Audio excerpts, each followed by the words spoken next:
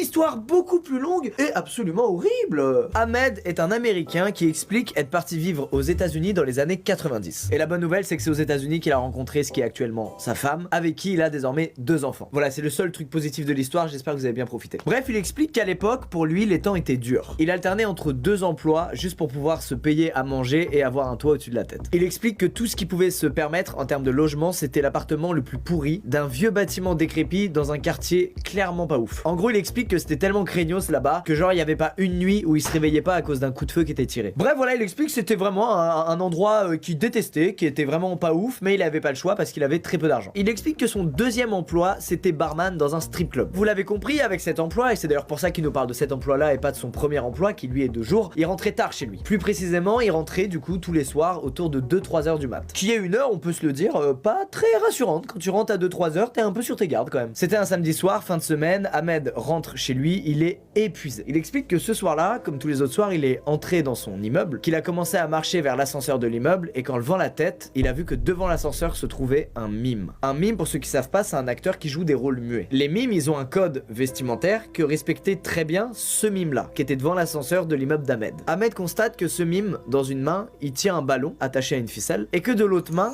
il lui fait coucou. Et il explique que c'est pas un coucou comme nous on peut faire, c'est un coucou très mécanique, très mimé. À cause de la peur, Ahmed décide de prendre les escaliers. Et il en a pour un moment puisqu'il habite au 9e étage. Tout ce qu'il importait, c'était en aucun cas de s'approcher de ce mime. Ahmed monte les marches avec un certain rythme et c'est qu'une fois arrivé au 4e ou 5e étage que du coin de l'œil, il voit quelque chose bouger. Il s'arrête net, il se retourne pour voir ce que c'est et douche froide, le mime est dans la cage d'escalier en train de monter les marches. Et ce qui terrorise Ahmed, c'est qu'il monte pas les marches normalement, il monte les marches, vous savez comme dans les vieux films muets, quand un personnage veut montrer qu'il essaie d'être discret, il marche sur la pointe des pieds, le gars dans la cage d'escalier fait exactement la même chose. Il est dans son perso quoi. Et là le mime s'aperçoit qu'Ahmed l'a repéré et d'un coup il se fige. Là Ahmed commence à vraiment avoir peur et il décide de lui parler. Il lui dit en riant nerveusement, mec, arrête. En gros il s'est dit que le gars en face s'entraînait ou qu'il faisait une sorte de performance, bref peu importe. Et qu'en lui disant c'est bon t'es trop fort, bien joué, c'était cool, le gars allait arrêter. Aucune réaction de la part du mime. Il reste là sans bouger, dans la même position qu'il y a une minute et il attend. C'est là qu'Ahmed réalise qu'il y a un problème et qu'il se met à courir pour rejoindre le 9e étage. Et malheureusement quand il se met à courir, il entend le mime qui fait la même chose que lui. Ahmed cette fois il cède et il hurle sur le mime. Il lui demande pourquoi il fait ça, qu'est-ce qu'il veut et il lui demande surtout de lui foutre la paix. Et d'un coup, l'expression du visage du mime change et il se met à être triste, ou plutôt à jouer la tristesse. Et à ce moment précis, Ahmed comprend que le gars en face, il est pas là pour déconner et qu'il a très probablement de mauvaises intentions. Il arrive devant sa porte d'entrée, il ouvre à une vitesse folle, il rentre chez lui et là il est sous le choc de ce qu'il vient de vivre. Il réalise même pas en fait. C'est au moment où il reprend ses esprits et où il pense être tiré d'affaire qu'il se met à entendre